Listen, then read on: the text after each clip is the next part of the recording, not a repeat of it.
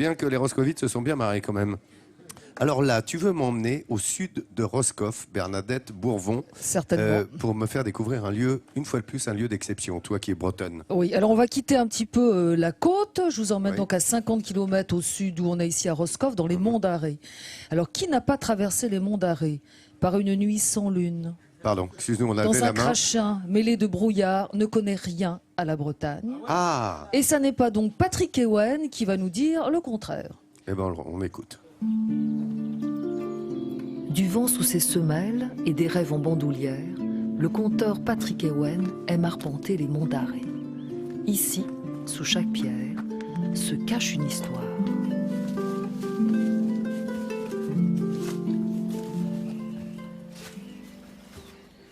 Et voilà, on est ici dans une maison de Corrigan, Tire-Boutriquette. Dans les Corrigans, les gens ils parlent des Corrigans en disant oui, c'est des petits lutins grands comme ça. Pas du tout. Non, non, d'ailleurs, on voit bien quand on essaie de rentrer ici, c'est vrai que c'est assez bas, mais il faut dire que les Corrigans, d'ailleurs, c'est des gens qui existent toujours. C'est le peuple oublié. Ils mesurent à peu près 1,50 m, ça c'est parmi les plus grands. Et ça, c'est une des maisons qui était habitée justement par ce petit peuple des Corrigans. Autrefois, il y avait de la terre un peu par-dessus. Bon, il faudrait des heures pour en parler. Laissons vivre les Corrigans et prenons à travers les tourbières le chemin de Saint-Michel de Brasparts, 3800 décimètres au-dessus du niveau de la mer. Voilà, on est dans les monts d'Arrée. Les monts d'Arrée, c'est un peu, on peut dire en quelque sorte, la Californie de l'ouest du vieux monde. Voilà, pour nous, c'était la Californie.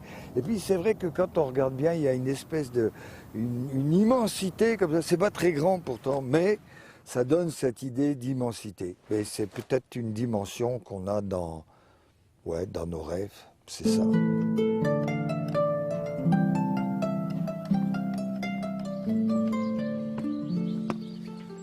Voilà, ici, on a quitté les hautes terres des monts d'Arrée, on arrive à l'abbaye du Relecq, mais qui fait aussi partie des monts d'Arrée finalement, hein, on va dire.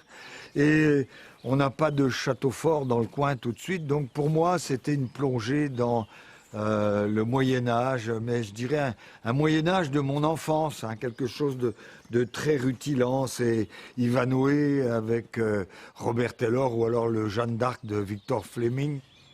Donc voilà, ça c'est l'abbaye du Relecq, qui est un endroit de paix en même temps, qui était, c'était les moines qui étaient là au milieu de toutes ces terres sauvages, voilà, des monts d'Arrée. On se dit que ça a été quelque chose de merveilleux ici, puis voilà, c'est tout en ruine, comme quoi on ne fait que passer.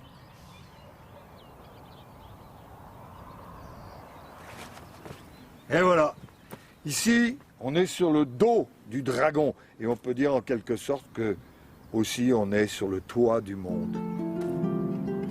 Et comme on dit dans les monts d'Arrée, moins on possède, plus il est nécessaire d'en tirer vanité. Alors dis donc, c'est vraiment un druide, hein? Oui, enfin non, Hein, t'as vu ce look de druide? c'est juste quelqu'un qui vit dans les monts d'Arrée depuis très très longtemps. Patrick Ewen, tout le monde le connaît ici. Et d'ailleurs, il y a une chanson très célèbre qui s'appelle Là-bas dans les monts d'Arrée, que je ne ferai pas l'affront de chanter, mais qui est une très belle chanson. Voilà. Donc allez visiter les monts d'Arrée. C'est vraiment la Bretagne un peu du centre, où les habitants ont la tête dure et le cœur tendre. Comme toi. Oh, c'est joli Bernadette, j'aime bien, de toutes ces précisions qu'elle nous donne. Ici,